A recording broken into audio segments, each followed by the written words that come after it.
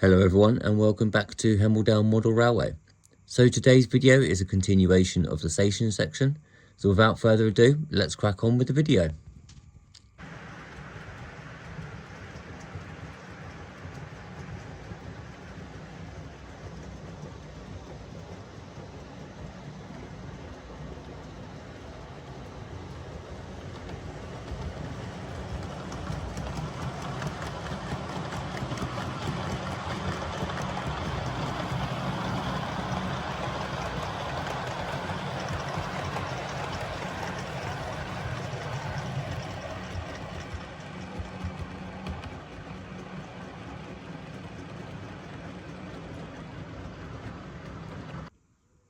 So with the track work progressing quite nicely, all of the corners here are all wired in.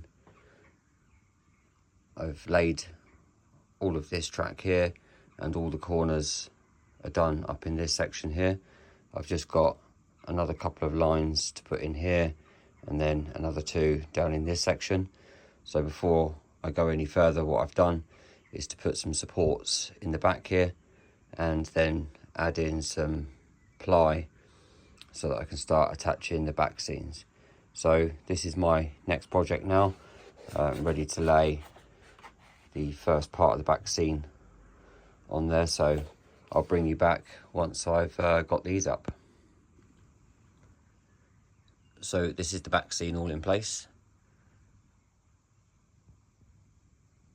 There's a couple of little bubbles in it, so I'm going to wait for it to dry before I try and push them out, because I don't want them to go into some really big creases, and I'll just see if I can sort of pop them with a pin and just sort of see if I can push the air out ever so slightly. Just up in sort of this corner here more. That's where the board joins, and then that's another join with the back scene there, but all in all, I think, you know, sort of from a distance, it won't look too bad. And to be honest, sort of a level of that is going to be covered by a building anyway. So you're probably not going to see too much apart from kind of the sky. But adds a massive difference to this side of the layout. So now I'll crack on with a bit more track and see how we get on with that.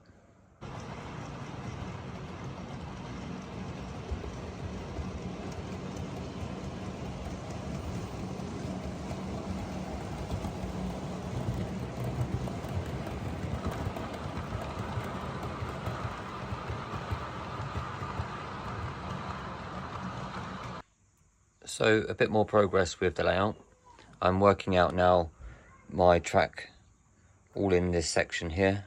I'm going to have a low relief station across the back there, and then I'll have sort of 1, 2, 3 and then 4 platforms along here over 6 lines. And then I was going to have another 2 lines come off of this section here, but what I've decided I'm going to do is to have a set of points up here that will then bring a line down here, and then this will split off, and where you can see this gap here, because I've taken the board out, and I've just got this piece here, I'm gonna fix that in between here, and then what I'm gonna do is create the same sort of thing as what I've done on this section here, and have a modern image TMD built all up in this area here. So I've got, you know, quite a good bit of space all in this section here to be able to put in a TMD. And then excuse me, I'll have my tracks come on a board here, and I might redo those to make them a little bit slimmer and have them come a little bit further out this way. And then because I now have a lot more point work over here, I'm actually going to shorten the board that's on this top section, because otherwise it comes to just where I've sort of done that roll, or just a bit after where that roll of the back scene is. So I'm going to shorten that and bring it up back there, so that I haven't got all of the points sort of underneath the board and stuff. So yeah, I'm going to sort of cut it off about there, and then I'll redo a piece that will come in through here and then join up with the top section.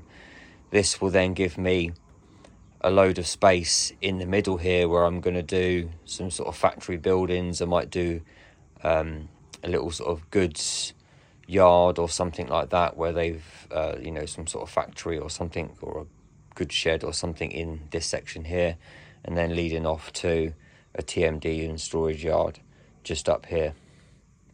I think the flow of it will be a lot better than just having continuous loops. It'll be a good place where I can store some extra locos for my DC section. So I've probably got about sort of 4 to 5 foot in this section here where I can be able to do some storage. I've decided that this DC line, it did come all the way up here and loop round onto that board there. But what I'm actually going to do is take it closer to the edge of this board, bring that over this section, and then loop round and join where I have these parts here. So I've taken out that piece of track because it did loop all the way around sort of the corner, very sort of, if you can see it, sort of clipped that edge and come round and down. So I'm going to sort of more straighten this out, like I say, and bring a 4th radius curve up on this section here.